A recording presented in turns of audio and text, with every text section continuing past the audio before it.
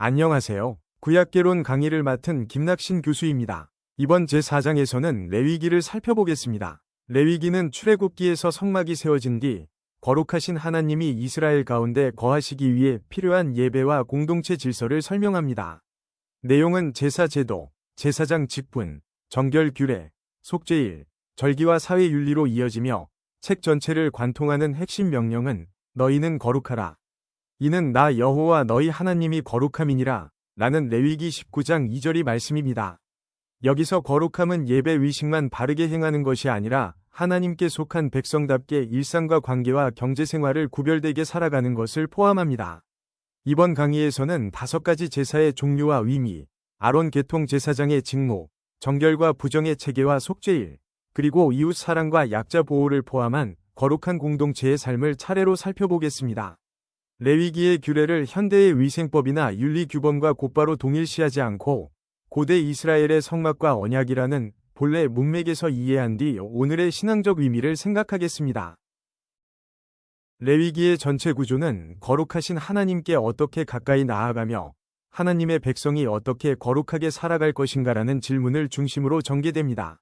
먼저 1장부터 7장까지는 번제, 소제, 화목제, 속죄제와 속건제의 절차와 목적을 설명합니다. 8장부터 10장까지는 아론과 그의 아들들이 제사장으로 임명되는 과정과 나답과 아비후 사건을 통해 거룩한 예배의 엄중함을 보여줍니다. 11장부터 15장까지는 음식, 출산, 피부 질환과 신체 유출에 관한 정결 규례를 다루고 16장은 속죄일 의식으로 앞부분을 절정에 이르게 합니다. 이어 17장부터 26장까지는 흔히 거룩법전이라 불리는 단락으로 피와 제사, 성윤리, 이웃 사랑, 절기, 안식년과 희년, 언약의 복과 책임을 제시합니다. 마지막 27장은 서원과 봉헌의 규정을 덧붙입니다. 이번 강의는 이 방대한 내용을 제사의 의미, 제사장 제도, 정결과 거룩의 규례, 거룩한 공동체의 삶이라는 4주제로 정리합니다. 4주제는 서로 분리되지 않으며 하나님의 임재를 예배하고 보존하며 삶으로 드러내는 하나의 언약적 체계를 이룹니다. 레위기에서 제사는 하나님께 드리는 예배의 중심 형식이지만 단순히 분노한 신을 달래기 위한 거래로 이해해서는 안 됩니다. 제사는 하나님께 감사와 헌신을 표현하고 죄와 부정으로 손상된 관계와 성소의 질서를 회복하며 공동체가 언약 백성임을 확인하는 상징적 행위였습니다. 레위기 1장부터 7장에는 대표적으로 번제, 소제, 화목제, 속죄제, 속건제라는 5제사가 기록됩니다. 번제와 소제와 화목제는 상황에 따라 자원하여 드리는 제사로 소개되고 속죄제와 속건제는 죄나 성물의 침해, 손해와 책임이 발생했을 때 요구되는 경우가 많습니다. 다만 각 제사는 하나의 의미만 가진 고정된 의식이 아니라 제물의 종류, 드리는 사람의 형편과 죄의 성격에 따라 절차가 달랐습니다. 가축을 드릴 형편이 어려운 사람에게는 새나 곡식으로 드릴 수 있는 길도 마련되어 있어 예배가 부유한 사람에게만 허락된 것은 아니었습니다. 5제사를 이해할 때에는 제물뿐 아니라 안수, 도살, 피해 처리, 제단에서 태우는 부분, 제사장과 드리는 사람이 나누는 몫을 함께 살펴야 합니다. 이 모든 절차는 하나님께 가까이 나아가는 일이 은혜이면서도 거룩한 질서를 요구한다는 사실을 가르칩니다. 5가지 제사는 각각 다른 방식으로 하나님과 백성의 관계를 표현합니다. 번제, 곧 올라가는 제사는 소나 양과 염소 또는 형편에 따라 산비둘기와 집비둘기를 드리며 제물 대부분을 제단에서 태워 하나님께 온전히 올려드립니다. 이는 전적인 헌신과 연락, 속죄의 의미를 함께 담습니다. 소제는 고운 가루와 기름과 유향으로 드리는 곡식 제사이며 누룩과 꿀을 제단에서 태우지 않고 소금을 빠뜨리지 말라는 규정이 있습니다. 이는 땅의 소산과 노동의 열매를 주신 하나님께 감사하는 예물입니다. 화목제는 제물의 기름을 하나님께 드리고 일부를 제사장과 제물을 가져온 사람이 함께 먹는 공동식사로 감사와 서원, 자원하는 기쁨과 친교를 나타냅니다. 속죄제로 번역되는 하타트는 죄를 다룰 뿐 아니라 죄와 부정으로 영향을 받은 성소와 제단을 정화하는 기능 때문에 정화제라고 번역하는 학자들도 있습니다. 속건제 아샴은 성물 침해나 이웃에게 끼친 손해와 연결되며 제사와 함께 원금과 5분의 1을 더한 배상을 요구합니다. 그러므로 용서는 책임을 회피하는 수단이 아니라 잘못을 인정하고 손상된 관계를 실제로 바로잡는 과정입니다. 레위기 제사 신학의 첫째 요소는 하나님께 드리는 제물이 흠 없어야 한다는 규정입니다. 이는 재물이 값비싸야 한다는 뜻이 아니라 하나님께 속한 예배를 소홀히 여기지 않고 온전한 것을 드려야 한다는 뜻입니다. 둘째 요소는 피입니다. 레위기 17장 11절은 육체의 생명이 피에 있으며 하나님이 피를 제단에 주어 생명을 위한 속죄가 되게 하셨다고 말합니다. 따라서 피는 인간이 마음대로 소유하고 먹을 수 있는 물질이 아니라 하나님께 속한 생명의 표징입니다. 제사에서 피는 주로 제단과 성소의 거룩한 영역에 바르거나 뿌려 죄와 부정이 남긴 오염을 정화하고 관계를 회복하는 기능을 합니다. 피가 생명이므로 생명으로 생명을 대신한다는 설명은 중요한 신학적 요약이지만 모든 제사의 의미를 형벌대속 하나로만 제한해서는 안 됩니다. 셋째는 제사장의 중재입니다. 제사장은 제물을 검사하고 피와 제단의 절차를 담당하며 백성이 하나님께 합당하게 나아가도록 섬겼습니다. 넷째는 제사의 다양성입니다. 번제의 헌신, 소제의 감사, 화목제의 층교, 속죄제의 정화와 용서, 속건제의 배상은 하나님과의 관계가 회개뿐 아니라 감사, 기쁨, 책임과 공동 식사를 포함한다는 사실을 보여줍니다. 레위기의 제사 제도는 이스라엘의 예배를 개인적인 감정이나 즉흥적인 방식에만 맡기지 않고 공동체가 함께 지킬 수 있는 질서로 만들었습니다. 백성은 자신들이 애굽에서 구원받아 하나님께 속한 언약 백성이라는 사실을 기억했습니다. 번제는 제물이 제단 위에서 올라감으로써 삶 전체를 하나님께 드리는 헌신을 표현했고, 소제는 곡식과 기름이라는 일상의 양식을 드려 하나님이 생명의 공급자이심을 고백하게 했습니다. 화목제는 제사장과 제물을 드린 가족이 음식을 나누는 방식으로 하나님 앞에서 누리는 평화와 감사의 층교를 보여주었습니다.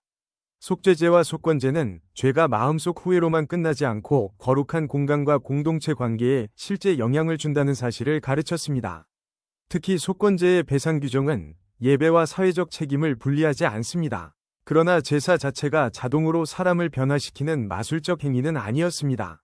예언자들은 정의와 순종이 없는 제사를 강하게 비판했습니다. 따라서 제사는 언약에 대한 믿음과 회개와 순종 속에서 드려져야 했습니다. 제사 제도의 역사적 위인은 하나님께 나아갈 길을 제공하는 동시에 예배자가 어떤 삶으로 응답해야 하는지를 공동체적으로 훈련했다는 데 있습니다.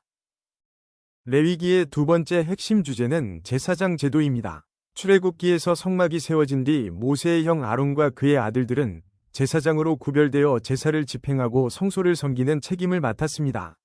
레위기 8장과 9장은 그들의 위임식과 첫 제사를 기록하며 하나님께서 명령하신 절차에 따라 씻고 옷을 입고 기름 부음을 받고 제물을 드리는 모습을 보여줍니다.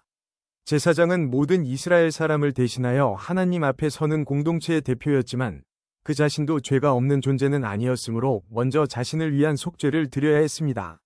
또한 이스라엘 백성은 하나님께 직접 나아갈 수 없었다는 말을 지나치게 일반화해서는 안 됩니다. 백성은 기도하고 찬양하며 제물을 가져올 수 있었지만 성막의 제단과 성소, 특히 지성소에 접근하고 의식을 집행하는 일은 제사장에게 맡겨졌습니다. 이 제도는 하나님의 임재가 백성 가운데 가까이 있으면서도 거룩한 경계와 책임을 요구한다는 사실을 나타냅니다. 나답과 아비후가 명령받지 않은 불을 들이다 죽은 사건은 제사장직이 특권만이 아니라 하나님의 말씀을 정확히 따르고 거룩함을 분별해야 하는 엄중한 사명임을 경고합니다. 제사장의 임명의식은 그의 몸과 옷과 직무 전체가 하나님께 구별되었음을 나타냅니다. 먼저 아론과 그의 아들들은 물로 씻음을 받고 속옷과 겉옷과 띠와 관 등 거룩한 옷을 입었습니다. 대제사장의 에봇과 흉패에는 이스라엘 12지파를 상징하는 보석과 이름이 있어 그가 자신의 이름이 아니라 공동체 전체를 품고 하나님 앞에 선다는 대표성을 보여줍니다. 이어 성막과 제단과 기구와 제사장에게 기름을 발라 거룩하게 구별했습니다. 기름 부음은 하나님이 특정한 직무를 위해 사람이나 물건을 세우셨다는 표징이며 히브리어 마시아흐는 기름 부음 받은 자를 뜻합니다. 다만 레위기의 모든 제사장을 왕이나 미래의 메시아와 동일하게 부르는 것은 아니면 문맥에 따라 기름 부음 받은 제사장을 가리킵니다. 위임식에서는 제물의 피를 아론과 아들들의 오른쪽 귓불과 엄지손가락과 엄지발가락에 발랐습니다. 이는 하나님의 말씀을 듣고 손으로 섬기고 발로 거룩한 길을 걸어야 한다는 상징으로 해석되어 왔습니다. 일주일 동안 회막문을 떠나지 않는 위임 기간은 제사장직이 개인의 선택이 아니라 공동체 앞에서 공식적으로 맡겨진 지속적인 책임임을 보여줍니다. 제사장 가운데 대제사장은 속죄일에 특별한 임무를 수행했습니다. 레위기 16장에 따르면 대제사장은 먼저 몸을 씻고 화려한 에봇 대신 거룩한 세마포 옷을 입으며 자신의 죄와 집안을 위해 수송아지를 드린 뒤 향연과 피를 가지고 지성소에 들어갔습니다.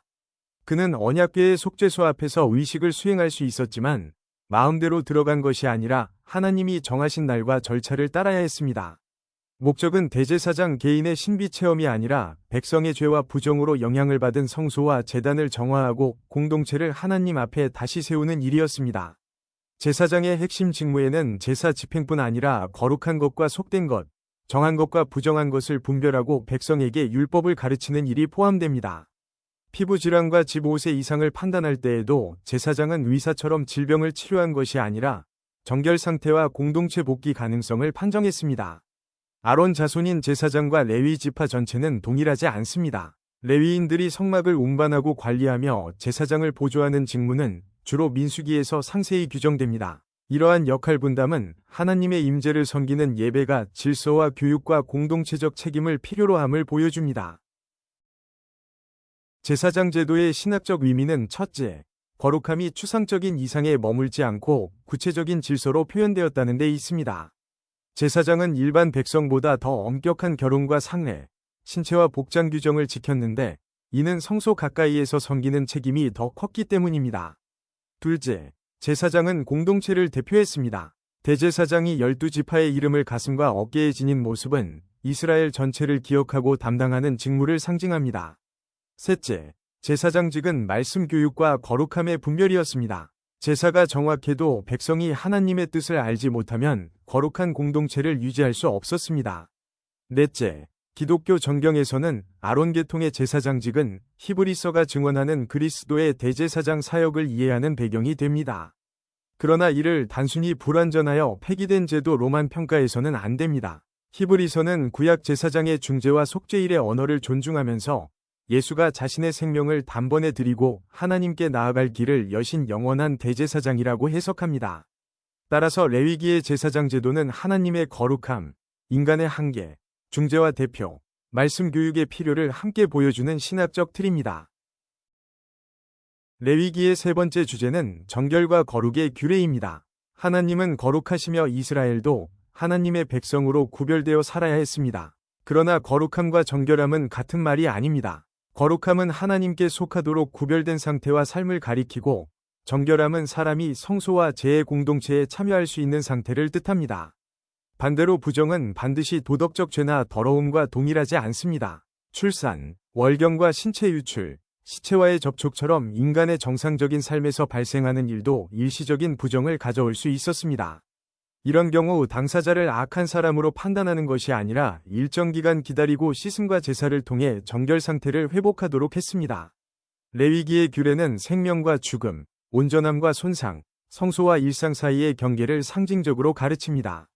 히브리어 카도시는 흔히 구별되다라는 의미로 설명되지만 하나님의 거룩함을 단순한 분리만으로 축소할 수는 없습니다. 하나님은 본질적으로 다른 분이며 자신의 백성을 언약과 임재와 윤리적 책임 안으로 구별하십니다. 정결 규례의 목적은 일상을 부정적으로 보는 것이 아니라 생명과 몸과 음식과 관계까지 하나님의 임재를 의식하며 살도록 훈련하는 데 있습니다. 레위기의 정결 체계에서 타오르는 정결한 상태, 탐에는 부정한 상태를 뜻합니다. 부정한 상태는 일시적이며 정해진 시간이 지나고 몸이나 옷을 씻거나 필요한 제사를 드리면 회복될 수 있었습니다. 레위기 12장은 출산 후 산모의 정결 기간을 남아 출산과 여아 출산의 경우 다르게 규정하지만 그 이유를 본문이 직접 설명하지 않으므로 이를 의학 지식이나 여성의 가치 차이로 단정해서는 안 됩니다. 레위기 13장과 14장의 차라하트는 다양한 피부 이상과 옷, 집의 변세까지 포함하므로 한센병로만 볼 수 없습니다. 제사장은 병을 치료하는 의사가 아니라 증상을 관찰하여 격리와 복귀를 판단하는 정결 판정자의 역할을 했습니다. 레위기 11장의 음식 규정은 육지 동물의 굽과 되새김질, 물고기의 지느러미와 비늘 등 분류 기준을 제시합니다. 금지 이외에는 위생, 상징적 질서, 이스라엘의 구별된 정체성 등 여러 해석이 있어 하나로 확정하기 어렵습니다. 레위기 15장의 신체 유출도 성적죄와 자동으로 동일하지 않으며 체액이 몸 밖으로 나오는 상태를 제의적으로 관리합니다. 중요한 것은 부정한 사람을 영구히 배제하는 것이 아니라 정결과 공동체 복귀의 길을 마련했다는 점입니다. 레위기 16장의 속죄일은 제사와 제사장, 정결규례가 한데 모이는 절정의 위식입니다. 대제사장은 먼저 자신과 제사장 가문을 위해 수송아지를 드리고 백성을 위해 두 염소를 준비해 제비를 뽑았습니다.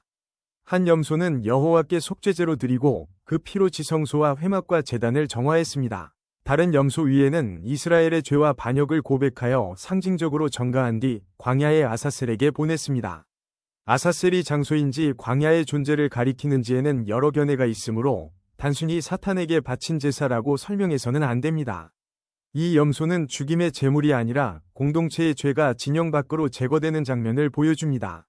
속죄일의 핵심은 개인의 죄책만 덜어주는 데 그치지 않고 한 해 동안 죄와 부정으로 오염된 성소를 정화하여 하나님이 계속 백성 가운데 거하시게 하는 데 있습니다. 본문은 이날 모든 일을 멈추고 자신을 괴롭게 하라고 명하며 유대 전통은 이를 금식과 회개로 구체화의 욤 키푸르로 지켜왔습니다. 히브리서는 이 위식을 예수 그리스도가 다른 이의 피가 아니라 자신의 피로 단번에 하나님께 나아간 대제사장 사역의 배경으로 해석합니다. 정결규례의 목적은 이스라엘이 하나님이 거하시는 공동체라는 사실을 일상에서 기억하도록 하는 데 있습니다. 음식, 출산, 질병, 신체 유출과 죽음의 접촉은 인간의 몸과 생명이 하나님과 무관한 영역이 아님을 보여줍니다. 정결과 부정의 경계는 이스라엘을 다른 민족과 구별하는 정체성을 형성했지만 외부인을 배척하는 장벽만은 아니었습니다. 레위기 자체는 이스라엘 가운데 거주하는 거류민도 법과 예배 질서 안에서 보호하고 참여하도록 규정합니다. 또한 위식적 정결만으로 거룩함이 완성되는 것도 아닙니다. 레위기 19장은 부모 공경, 이웃 사랑, 정직한 저울, 품삯 지급, 장애인 보호, 공정한 재판을 동일한 거룩함의 명령 안에 둡니다. 이는 예배와 윤리, 성소와 시장, 제사와 인간관계를 분리할 수 없다는 뜻입니다. 부정은 죄와 동일하지 않지만 죄와 부당한 행동은 공동체와 성소의 거룩함을 훼손합니다. 하나님은 정결의식과 속죄를 통해 회복의 길을 마련하시지만 이는 잘못을 가볍게 여기라는 뜻이 아니라 관계와 질서를 다시 세우라는 뜻입니다. 정결규례는 거룩함이 완벽한 사람만의 자격이 아니라 반복해서 정화되고 책임있게 공동체로 돌아오는 삶임을 가르칩니다. 레위기의 네 번째 주제는 거룩한 공동체의 삶입니다. 하나님은 이스라엘을 애굽에서 구원한 뒤 단순히 종교의식을 수행하는 집단이 아니라 자신의 성품을 삶으로 드러내는 백성으로 세우셨습니다. 레위기 17장부터 26장까지는 흔히 거룩법전이라고 불리며 나는 여호와 너희 하나님이라 와 너희는 거룩하라 는 선언을 반복합니다.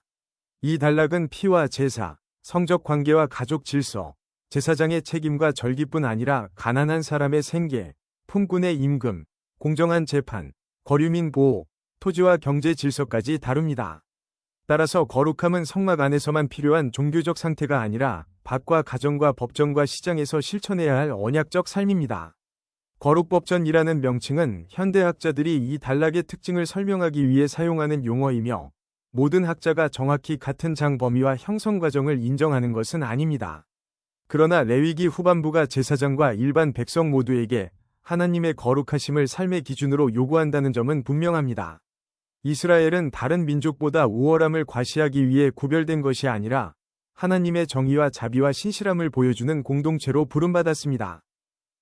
거룩한 공동체의 사회 윤리는 하나님 사랑과 이웃에 대한 책임을 하나로 묶습니다. 부모를 경외하고 안식일을 지키라고 명하여 가정의 질서와 하나님께 드리는 시간을 함께 제시합니다.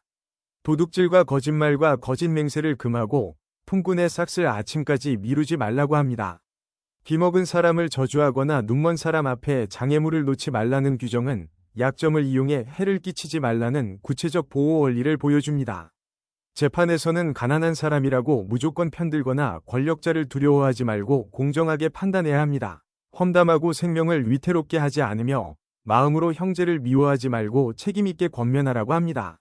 이러한 명령의 중심에 내 이웃 사랑하기를 내 자신과 같이 사랑하라 는 레위기 19장 18절이 놓여 있습니다. 이는 감정적 호감만을 요구하지 않고 원수 갚음과 원한을 버리며 이웃의 생명과 명예와 생계를 보호하는 행동을 요구합니다. 예수께서는 하나님 사랑과 함께 이 명령을 가장 큰 계명으로 인용하셨습니다. 정직한 저울과 공정한 재판까지 거룩함에 포함된다는 사실은 참된 예배가 경제와 사법의 정의로 검증된다는 점을 보여줍니다. 레위기는 약자를 돕는 일을 선택적인 자선이 아니라 거룩한 공동체의 구조로 규정합니다. 농부는 밭의 모퉁이까지 전부 거두거나 떨어진 이삭을 다시 줍지 말고 가난한 사람과 거류민을 위해 남겨두어야 했습니다. 이는 소유자의 나눔과 수혜자의 노동을 결합하여 공동체 안에서 생계를 얻을 길을 마련합니다. 룻기에서 룻이 보아스의 밭에서 이삭을 줍는 장면은 이 규례가 서사 속에서 어떻게 적용되는지를 보여줍니다. 레위기 19장 33절과 34절은 거류민을 본토인처럼 대하고 자신과 같이 사랑하라고 명하며 이스라엘도 애굽에서 거류민이었다는 역사적 기억을 근거로 제시합니다. 레위기 25장의 희년은 7번이 안식년 뒤 50년째의 나팔을 불어 자유를 선포하고 팔린 조상 토지의 사용권을 가족에게 돌리며 가난 때문에 종이 된 이스라엘 동족을 놓아주는 제도입니다. 땅은 궁극적으로 하나님께 속함으로 영구 매매할 수 없다는 원리가 경제적 독점을 제한합니다. 다만 고대 이스라엘 역사에서 희년이 어느 정도 실제로 시행되었는지는 자료가 부족하여 확정하기 어렵습니다. 그럼에도 희년은 가난이 세대를 넘어 영구화되지 않도록 회복과 자유를 공동체의 이상으로 선포합니다. 레위기 23장은 이스라엘의 시간을 하나님께 속한 거룩한 시간으로 조직합니다. 매주 7째 날인 안식일은 일을 멈추고 거룩한 모임을 갖는 날로 생명이 생산 활동만으로 유지되지 않음을 고백하게 합니다. 첫째 달 14날의 유월절과 이어지는 무교절은 애굽에서 구원하신 하나님의 행동을 기억합니다. 수확의 첫 단을 드리는 절기와 그날부터 7주를 계산해 지키는 77절은 땅의 소산이 하나님의 선물임을 감사하게 합니다. 7째 달 첫날은 나팔 소리로 기억하는 안식일이며 열흘째 속죄일에는 일을 멈추고 자신을 낮추어 공동체의 정화를 구합니다. 15세부터 지키는 초막절은 수확의 기쁨과 광야에서 초막에 거했던 역사를 기억합니다. 절기는 단순한 달력 행사가 아니라 창조와 출애굽, 광야와 수확, 죄의 정화와 공동체적 기쁨을 가르치는 신앙교육이었습니다. 레위기 23장은 절기와 제물을 규정하면서 가난한 사람과 거류민을 위한 이삭을 남기라는 명령을 수확 절기 중간에 배치합니다. 이는 하나님께 감사하는 예배가 이웃을 위한 나눔과 분리될 수 없다는 뜻입니다. 거룩한 시간은 일상의 노동과 쉼과 기업과 정의를 하나님의 질서 안에 놓습니다. 레위기가 제시하는 거룩한 공동체는 네 차원의 삶을 통합합니다. 첫째는 예배입니다. 백성은 제사와 절기를 통해 하나님께 감사하고 헌신하며 죄와 부정을 정화하고 언약을 새롭게 기억합니다. 둘째는 책임입니다. 이웃을 자신과 같이 사랑하고 원한과 험담을 버리며 품꾼과 장애인과 가난한 사람과 거류민을 보호해야 합니다. 셋째는 사회적 정의입니다. 공정한 재판과 정직한 저울, 이삭 줍기와 안식년과 희년은 경제와 사법 구조도 하나님의 거룩하심 아래 있음을 보여줍니다. 넷째는 세상을 향한 증언입니다. 이스라엘은 거룩하고 정의로운 삶을 통해 구원하신 하나님이 어떤 분인지 드러내도록 부름받았습니다. 그러나 거룩함을 다른 사람을 정죄하거나 우월함을 드러내는 도구로 사용하면 레위기의 목적을 거스르게 됩니다. 나는 너희의 하나님 여호와, 라는 반복은 윤리의 근거가 하나님의 성품과 구원에 있음을 상기시킵니다. 레위기 26장은 순종의 복과 불순종의 결과를 경고하면서도 백성이 죄를 고백하면 하나님이 조상들과 맺은 언약을 기억하신다고 말합니다. 거룩한 공동체는 하나님의 말씀 앞에서 회개하고 관계와 정의를 다시 세우는 공동체입니다. 레위기의 네 핵심 주제를 살펴보았습니다. 5가지 제사는 번제의 헌신, 소제의 감사, 화목제의 칭교, 속죄제의 정화와 용서, 속건제의 배상과 책임을 통해 하나님과 백성의 관계를 표현했습니다. 제사장직은 아론과 그의 후손이 제사 집행, 율법 교육, 정결 판단과 공동체 대표의 직무를 맡아 거룩한 예배의 질서를 유지하도록 했습니다. 정결 규례는 부정을 곧 도덕적 죄와 동일시하지 않으면서 몸과 음식과 질병과 죽음까지 하나님의 임재를 기억하도록 가르쳤고, 속죄일은 성소와 공동체의 정화를 위한 의식이었습니다.